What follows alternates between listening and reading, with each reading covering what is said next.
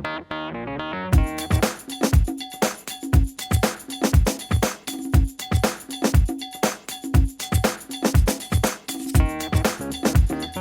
vaig conèixer gent que em va ajudar, bueno, em va ajudar a veure coses, no que m'ajudés a escriure res, però, per exemple, una de les coses que em van dir, has de conèixer la llengua si vols escriure. I, bueno, no sé, m'hi vaig posar i és que tampoc és una cosa d'un dia per l'altre, és allò que t'hi vas ficant i un dia t'hi trobes bé, i ara fas un poema, un altre dia fas un altre, i mira, ui, això de la inspiració... No existeix la inspiració, o si existeix. No sé si existeix, el que passa que a vegades hi ha coses que et colpeixen molt, no? O que t'afecten molt i un dia o altre surten, no? I no sé, al final tots escrivim del mateix, no? De la vida, no? Des de les teves vivències escrius, vull dir, és així, no? I el meu dia a dia és com a professora. És que penso que el meu dia a dia, el dia a dia d'un no està deslligat de res, no? Perquè jo no tinc un dia a dia d'escriptora, tinc un dia a dia de Montse, que treballo a l'escola d'adults, que tinc mil coses, que no sé què, a vegades escric, a vegades no, i no sé, és que tampoc... A veure, suposo que si escrius una novel·la és una cosa més, saps, que t'hi posa, que has de tenir una disciplina. La poesia és més així. Quan em ve de gust escric, a vegades faig reculls molt concrets, i llavors sí, si ho tinc com molt clar, m'hi vaig posant cada dia, altres vegades doncs, potser estic un mes sense escriure i llavors en un dia o en una setmana escric molt, depèn. Per mi fer escriure contes és un exercici. M'agrada, però després a més haig de vigilar molt perquè em surten poètics. Em costa molt de deslligar-me del llenguatge poètic i del ritme poètic. I jo em sento més bé sempre en poesia. Però m'agrada escriure altres coses, o m'agradaria, però no ho faig gaire. És un plaer, a vegades un patiment, a vegades... És que no sé, és allò que neix a dintre que necessites fer-ho, no? I si dius, ara vull escriure, potser et surt res, no? Encara que a vegades hi pateixis escrivint el que estàs escrivint, perquè són coses que et costen o que et dolen o que et fan mal, no? I que te les vols expressar, però el fet aquell del paper en blanc i de començar a guixar, començar a tatxar i tal, m'encanta. Per mi és un plaer, no sé. I a vegades, això, pot ser un goig i un patiment a la plagada, però és tot junt. Si m'he de dir una cosa, bueno, no sé, perquè amb el temps hi ha coses que has escrit fa anys que dius, ai, això vas escriure? I d'altres que has escrit fa anys que dius, ai, vaig escriure això, mira que m'agrada, saps? Bueno, i jo tinc una cosa que no està publicada però que m'han promès que em publicarien, que tota la vida he pensat que, bueno, ja fa molt temps que està escrit, fa 10 o 11 anys, però que sempre he pensat que s'ha de publicar. Que m'agradaria veure publicat, no que s'hagi de publicar, que m'agradaria veure publicat.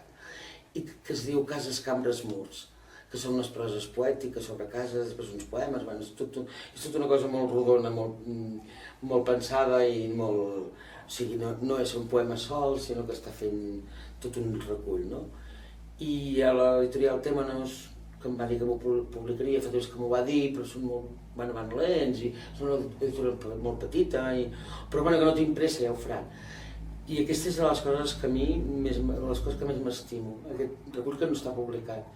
Després dels que estan publicats m'agrada molt un que es diu Paisatges íntims i un que em va publicar Columna fa segles que es diu Dietari urgent lletra per tu.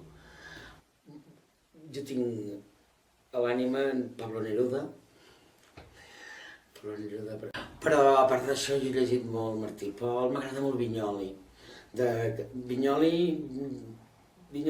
quan vull escriure a vegades llegeixo Vinyoli, perquè em fa paf, o a vegades em poso a llegir Vinyoli i llavors em venen ganes d'escriure. Després com a novel·listes, molts també, però per mi els sud-americans, en García Márquez, el Gabo, que se m'hi fa poc, tot de gent d'aquesta m'agrada molt, però jo llegeixo bastant, llegeixo moltes coses. Bueno, llegeixo novel·la, bàsicament, novel·la i poesia. No sé, estic escrivint ara coses que m'han passat a la vida últimament I llavors m'han fet anar cap a la meva infantesa. Diuen que quan ens fem grans, la recordem més. I llavors, per coses que han passat a la meva vida, que m'han frapat molt, doncs ara estic escrivint coses de quan era petita, moltes, que relacionaven amb la casa on vivia. També es va morir el meu pare fa 6 anys i tinc un recull que l'estic fent molt a poc, que em costa molt perquè també em dol molt, però que a més com que ara el que ara m'ha passat, doncs més o menys té relació, llavors ja penso que és tota una unitat, no? Que serà una part i una altra part. I això és el que estic fent ara, però ho faig molt a poc i molt al meu aire, vull dir, no...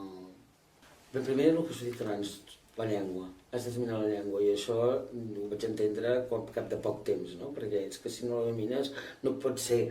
Poden corregir-te alguna cosa, no? Pots tenir alguna dificultat, però has de dominar la llengua perquè és una eina, és igual que si tu necessites dominar un tractor per llaurar un camp, no? No pots...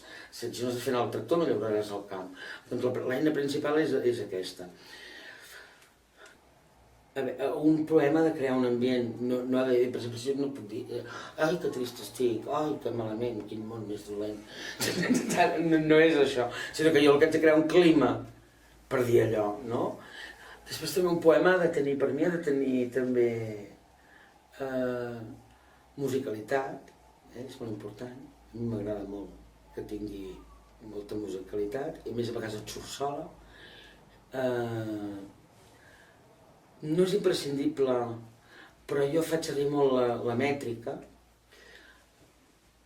però no és que sigui imprescindible la mètrica. El que passa que a mi, en un moment donat, no escrivia en mètrica, però vaig conèixer gent com en Grau, en Josep Grau, que era un poeta d'aquí a Manlleu, que es va morir el 2005, en Jacint Sala, en Roman Quintana, el Pilar Cabot, aquesta gent, i que em van dir, em van animar a fer decasíl·labs. I després em vaig adonar que al mateix temps que jo li posava la mètrica em sortia el ritme i a més m'esforçava molt més i a buscar allò que dèiem, l'essència aquella.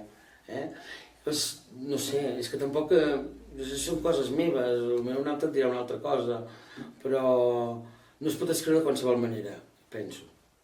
Escriure, però també és gratificant que quan algú, quan ho llegeixi, li agradi. Jo a vegades, quan he publicat algun llibre, en les dedicatòries els hi posava a vegades, espero que aquest llibre et faci companyia. I llavors això, el sentit aquest que el llibre et faci companyia, que el llibre t'agradi, que el llibre t'arribi, i que algú vagis pel món i et diguin ostres, vaig llegir un poema teu, m'ha agradat molt. Vagi també és una satisfacció, que no et surtin els poemes quan vols escriure. Quan tens alguna cosa per escriure no et surt. Això per mi és molt frustrant. Però ja surten un dia o altre, de totes maneres. Però veus que tampoc és una professió per mi, no? Llavors suposo que si és una professió ha de ser mortal. Perquè si has de fer una novel·la, l'has d'entregar el dia 15 del mes que ve i no hi ha manera, això és una de les coses que més... Quan haig d'escriure per força em costa molt.